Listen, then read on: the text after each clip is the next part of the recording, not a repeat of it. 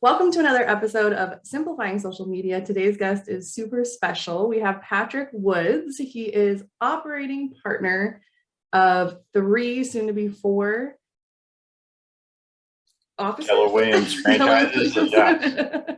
And also a MAPS leadership coach and a longtime family friend. Thank you so much for your time today. Thanks for having me. Yeah. So I'd love for us to start with a little bit about your journey to how you got to where you are today in real estate. Okay. So the quick version is, and we can, if there's anything I say that you want to dive into at all, we can. I used to own a technology company way back in the day. And I sold that off and I decided I wanted to get into something easy. So I got into real estate. Easy. And so, long story short, I started Cool Banker. And then after about a year being there, I wanted to build a team and ended up going to this little event called Family Reunion. And that sold me, and I joined Keller Williams and then became a team leader. So one of the market centers I ran, we turned around as a team leader. One of them, we ended up shutting down. And then obviously with Roseville, we ended up being the #1 market center in all of Keller Williams for 2 years. And then after that, your father came to me and said, "Hey, Patrick, I want to hire a general manager to oversee my offices. And you can either take the role or I'm going to hire your boss." I said, "I will take that role." And from there, he ended up selling me one of the offices. And it's honestly a big part of the journey is your dad, right? Who you get into business with matters. So. Yeah. How did you end up at Family Reunion? So here's the funny thing. It's just like everything to me, there's no such thing as coincidence, right? I went to my previous manager's office and I said, "Hey, I see people building teams. I really want to build a team and I don't know what to do. I know there's a model out there." And he goes, "I probably shouldn't do this." And he handed me the Millionaire Real Estate Agent book. Mm. He's like, and I didn't know who Keller Williams was. And so I got the book and I started talking to somebody else and they said, "Oh yeah, they just opened here in Sacramento." I went and met with the team leader and they invited me out there. And I was there, and even talking to the vendors, they were saying things like, "Yeah, we love coming to Keller Williams events. It's just different." So it kind of affirmed what I was feeling. Yeah. And it was just the right fit for me. Right. What made you want to get into the team lead role versus just having your own team? That's a great question because most people say, "No way would I ever do that. You couldn't pay me enough money." I just look at one of the things is one of my purposes is to impact and influence more people to do cool stuff. And so when you look at it and you say, as a real estate agent, on average, you have a database of 250 people, right? That's the number we've thrown around for decades now. If I am the team leader of an office that has 100 people with a database of 250 people, yeah, my influence is now multiplied to affect change. And I just look at real estate and I go, this is such an amazing opportunity to build a career and to make the kind of money you want to make, to have the life you've always wanted to have. And so it's a passion of mine. That's why I've, maybe foolishly taken on more offices, because I believe in this industry so much. And I want more people to experience what I've seen other people have and what I've experienced. Yeah, absolutely. So that's kind of how I ended up as a team leader. And it's one of those, I remember somebody told me it's the most challenging and rewarding experience you'll ever have. Second to being a dad, 100% hands down the truth. That's awesome. Yeah. That's actually a really good segue into the next question as what was your big why when you first started real estate versus now as operating partner of 3 different offices and you have all this influence? Has that changed at all? Yes and no. So when I first got involved in real estate, I still am serial entrepreneur. Like I like to break things and fix them and make them better. And so back then it was about how can I make as much money as possible. And so that was part of the challenge with the team leader role is I can make way more money faster over here. And the team leader role was more of a slow burn. It was more consistent and you could grow it. I think that's the thing with wealth creation. There's a reason why the parable of the tortoise and the hare exists.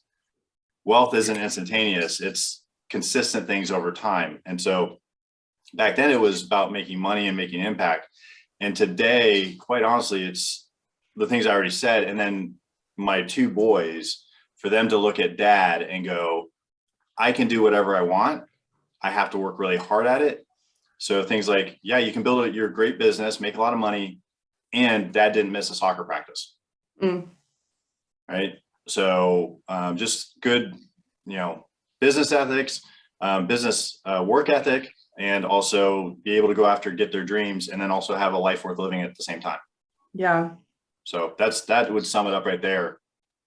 Life worth living.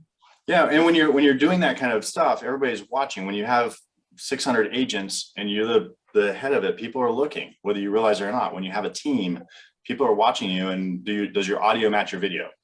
Right. And so I put a lot of pressure on myself that way. So I get competitive, and that makes sure that my decisions are principle based, not situational. Yeah. Does that make sense? Yeah. So how did you know, and this might be a really impossible question to answer, but how did you know which opportunities to dive into and which ones to kind of pass up? Well, as an entrepreneur, I'm an opportunity junkie. Yeah. And yeah, I mean, I think anybody, as you continue to mature in the business world, you jump at the wrong opportunities. And then you realize that wasn't the right opportunity. And then you have a better lens to look at it through in the future. Asking that question, you have to have a clear vision of where you want to go, so that can be your North Star to make a decision. Yeah. And then also, I remember when I was transitioning out of the team leader role into the GM role, kind of figuring out what else I wanted to do. My coach told me that I tried a bunch of stuff on. I was like, okay, I tried that. That didn't work. I tried that. That didn't work. And then I kind of found my lane. And I still jump at things that I probably shouldn't have. And that's cost me things over here, but that will make me better for the next one. I just make the choice that there's no bad decision. Right? If I jump at the wrong opportunity, I'm going to learn some valuable lessons that will serve me in my mission to impact other people's worlds as well as my own. So yeah, absolutely. That answers your question. No, it does. And I'm just thinking as you're talking. So as a newer entrepreneur, I love hearing that kind of thing. So yeah, I mean, to say we're going to do everything perfectly, we're going to make the right decisions all the time, that's impossible. We can work to get better, and we can learn from others on how to model and all that kind of stuff. So maybe we don't make the same decisions, but I'm a slow learner, so I like to make my own mistakes. And it's just part of the journey. It's like, I will never go into my house one day and say, "Hun, guess what? I am the best husband ever. I can't get any better. We're good. We're done. Check." Yeah, it won't happen, right? And so as a business owner, we're going to constantly always get better. And the way that we get better, like when we're winning, it's fun, all this kind of stuff. But where we really learn is when we make the mistakes and we fail. Yeah. The sleepless nights are where we learn and we make something better so that doesn't happen again. Yeah. And we hope we can impact other people's lives so that they don't make the same mistakes. As a retired 8th grade teacher, all I'm hearing is growth mindset, growth mindset. Yeah, sometimes it's easier said than done, right? Yeah. Oh, absolutely. One of my least favorite phrases I used to hear all the time was like, "Sounds like a growth opportunity for you." Yay. Here we go. So it's time to grow. Okay. Yeah. So talking about growth and kind of switching the lane here a little bit and I'm excited to hear this from your point of view, because it's, your own business, but also your agents, and how social media has really affected the real estate industry over the past 10 plus years. And what does that mean for agents today? Well, there's a lot of things that have stayed the same in the conversation from 10 years to today. And there's a lot of things that have changed, right? I remember we would teach Facebook to all these owners of Keller Williams offices. And this was a long time ago. And you go, "I don't get it. This doesn't make sense." Right. And now those people, they're posting and commenting all day long. I'm like, do you actually do anything else? Right. So to me, the way that social media has impacted my world is, one, they get an opportunity to either see me or my business. Right. And they get to see, for me, I want to make it authentic. Obviously on social media, we can tell the best version of ourselves. Yeah. Right. But as an entrepreneur, I want people to know where I've won, where I failed, all that kind of stuff, because that's where I think that, to me, that authenticity is huge. Yeah. So whether you're running a business, whether you're a real estate agent, obviously running a business in that too, I think people want to see who you are as a person, what your character is, and go, is that somebody I want to hang out with? Is that somebody that I would trust with a $500,000 purchase? And it's not just, "Hey, we sold this many homes." It's like, "I'm at my son's soccer game. I'm doing this. We went on this vacation." Right. And so for me, I just remember in Roseville, when I was a team leader here, people would comment on other parts of the country going, the culture, the energy out of Roseville oozes off Facebook. Like, we're envious of what you have going on in that office. And it was just us sharing the exciting things that were happening in here. So are we sharing the exciting things that are happening in our world out there outside of just how many widgets did we sell? Yeah. So for me, that's what social media is. And it's a great way to connect, and like it or lump it, whether you love social media or hate it, your clients are on there. Your friends are on there. Your family is on there. Do you think agents have to be on social media to be successful today? You don't have to, but why rob yourself of an opportunity to be easily influential? Right? It's like you've got eyeballs that are just sitting there. People pay hundreds of thousands, if not millions of dollars to get the kind of eyeballs we want on our social media posts on a TV commercial. Yeah. Right? And we get it for free. Yep. So why not? Accessible. Yeah, absolutely. Right? It's funny. So an example, my parents had their 50th wedding anniversary. They were gone. They didn't call us. We called them. We sent videos. We did all this stuff while they were on their anniversary trip, and they never called us back. My wife's freaking out, and shame on me. I didn't go on social media to see that they were out doing stuff and posting on social media all day on their 50th anniversary. So we were worried that they had fallen off a cliff. And they're like, you didn't see Facebook? So that's, to me, that's the thing, is everybody else is on there. So if you want to have a successful business, why rob yourself of that opportunity? I like the comparison you made from a TV commercial to a social media post.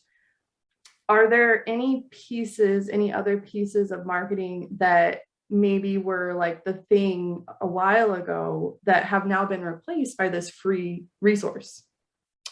Sure. Yeah. I mean, here's the way I look at it is one of the agents that I used to work with, she called it a hug, right? So we want to get our arms completely around the client, right? So if this is social media and this is our sign in the front yard, this is our open house, and then we have all of our pieces, and that's getting our arm completely around the client. What we got was an additional piece, a big piece to get our arm completely around the client. And what's funny is what's old is new again. Yeah. So there are certain things where we said, hey, we're not going to do that anymore, and we should probably start doing that again. Right? Because social media is one aspect. So you have people that are not on social media, so we don't want to lose them. You have people that are always on social media, so we don't want to not get them. Right? So to me, I don't know if I'm answering your question, but I just look at what we're doing to build our business. Like right now, a lot of people gave up open houses because of COVID. Right. And yeah, I know houses are getting sucked off the market really fast. But when I used to drive out of my neighborhood, I would see 6 open house signs on the corner. Yeah. I'm lucky if I see one a month. If nobody's doing it, why wouldn't I do it and go where people aren't? Ooh, I like that. Inventory is low. The neighbors want to know how much their home's worth. They want to know how it stacks up to their neighbor's house. Go get some listings with open houses. So yeah, I think the overall marketing, right? So when I first got into real estate, and I remember people saying like back in my day, now I'm the guy going back in my day. I held open houses and I didn't have a single listing, but people would walk in my open house and go, gosh, Patrick, you own the neighborhood. And then they would call me to list their house. And before I knew it, I owned the neighborhood. Right. So that's part of the marketing. Right. So to me, it's all encompassing. So I don't know if I'm answering the question clearly enough, but marketing is a big deal, whether it's online, direct mail, print, just getting your name out there in front of people. And also looking at my thing on marketing and advertising is always, I don't have to see the words Nike under the swoosh to know it's Nike. Yeah. So when somebody's driving 25 miles down the street, I want to be so ingrained in their mind that they see my sign going 25 miles an hour, 2 blocks away, they know it's me. Yeah. Because I've got everything else from me. Yeah. Yeah. I read some research lately that, it used to be on average 7 touches before they convert. And now it's more like 13 from all of the, propaganda on social media and stuff like that. But it's best delivered in a variety of formats. So social media being, like you said, one of those tools, but not forgetting about the other stuff as well, and not putting all your eggs in one basket, I think is something that I preach to my clients a lot. Yep. And you got to systematize it too, right? So yes. I know you're pretty good at that. Yeah. Right? You need to process the system. Otherwise things are going to fall through the cracks and it's not going to happen. Yeah. Missed opportunity. Sure. Now you've got your 7 touches, not your 13. You don't get that client. Absolutely. So, consistency. Yep. And if there's one thing most entrepreneurs are really good at is not being consistent. Yep. So What's easy to do is easy not to do. absolutely. So, Okay, last question. And this one is the special question. We obviously know each other because of my father who recently passed. And I would love to hear some life lessons, your favorite life lessons that you learned from him and can share with me and the viewers, but me more. gosh, oh my gosh, Wayne, your dad was such a remarkable guy. And so we could take up like the rest of the day with a life lesson. I know. So to pare it down, there's a handful that come to mind. One, so at Keller Williams, we have this thing called the KPA. And before that, we had another behavioral assessment. Wayne was the owner of some of the most successful Keller Williams in the system. And his behavioral profile was not a match for a mega agent, was not a match for an OP. It was actually low. And so what I learned from him is essentially your desire to win and succeed in the role trumps any behavioral profile out there, right? You can I didn't know that. you can modify the role. Like if I'm an introvert, I could build my business as a real estate agent totally as an introvert. I don't have to be this outgoing high I, as we call it, right, to build my business. I just need to design a system and a process and a plan based on me not being as social as somebody else. And so that one, if you're passionate about it and you want to win, that will trump any behavioral assessment out there. So that's one. The other one, gosh, I remember we went into a Keller Williams office and they were not so happy with me and Wayne. And so I think I've heard this story. Go ahead. Yeah. And so I was sitting with Wayne and I was like, gosh, we've got this big meeting tomorrow and I am nervous. And what's our game plan? What's our strategy? And he just said, Patrick, honesty is the best policy. I was like, wow, okay. Here I am thinking like, okay, what's our game plan? How are we going to objection handle? And he's like, no, we're just going to go in and be honest. And that's just always stuck with me. And that was, gosh, maybe 10 years ago. Wow. And it's just, we're even though we're in the leadership position, we're still human beings. It doesn't mean that we're perfect. Yeah. And so if we can show that authenticity and be humble and just be honest, you probably win more people over. Right. And yeah, we went in, took our lumps. We had a great conversation. Everything kind of worked out for the best for everybody. Right. But it was just one of those. And the last one I'll tell you is, and this was, so, in this world of running a real estate brokerage, it's about retaining agents and recruiting agents and helping them sell more houses. And I remember there was this one time when we were having an agent that was thinking about leaving. And it was somebody who'd been with us for a long time. And I was stressed out because my whole thing was I didn't want to let Wayne down. He had entrusted his business baby to me and I didn't want to let him down. So I didn't want to bother him ever. But this one time I was like, man, if we lose this agent, it's not going to be good. I took a lot of pride in not losing top producers. Not to say I kept everybody, did my best. And I just remember texting your dad and going, hey, I don't know if this person is going to stay with us. And he just shot me a text back and he goes, hey, just so you know, the players will always change. The game stays the same.